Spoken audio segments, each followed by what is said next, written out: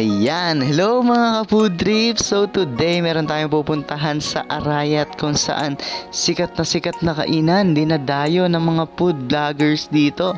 So syempre huwag na natin patagalin ba to. Tara na, kainan na. Rawr! At ito nga po yung tinatawag nilang Tiyempo daw. No, located siya sa JM Espino Avenue.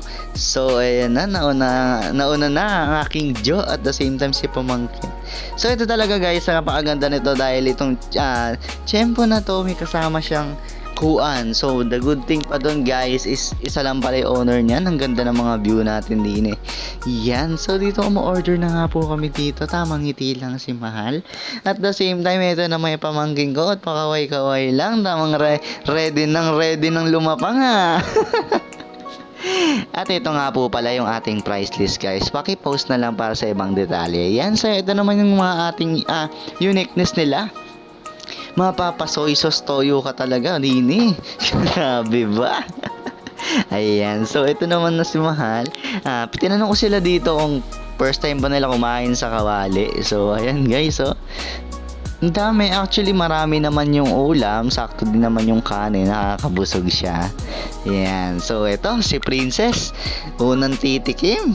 Napapalaban na. Let's go! First bite. Mainit daw. Ayan. All good, Seka. Ayan. So, next naman natin dito si Mahal. Okay. Tamang kain. Napakaganda. I mean, napakasarap ng pagkain. Siyempre, ako din naman. Titikim ako. Sarap. Parang isa pa. So dito guys, tapos na kami kumain sa Tiyempo. Akit naman tayo sa Kuwan kung tawagin dito. Napakasarap ng mga kape nila din guys, legit. May mga cakes din sila, meron din sila mga pizza. Ayan, ang ganda ng logo nila dito. Ayan.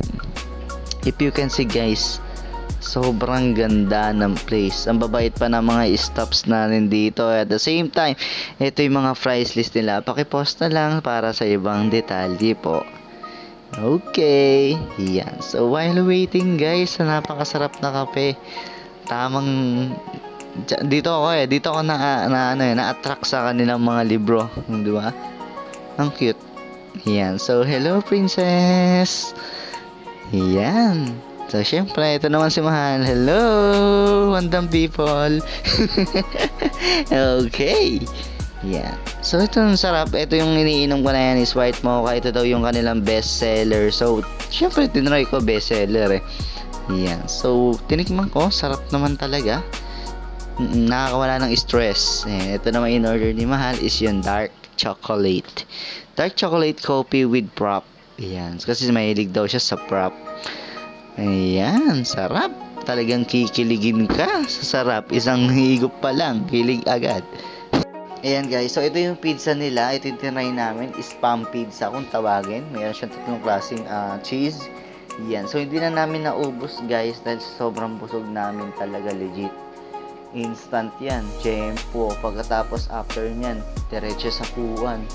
So yun lang. Ayan, malalaki na naman ang mga tiyan.